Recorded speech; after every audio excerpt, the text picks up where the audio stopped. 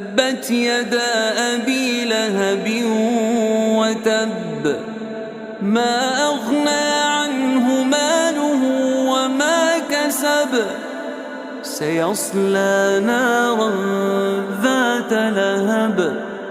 وامرأته حمالة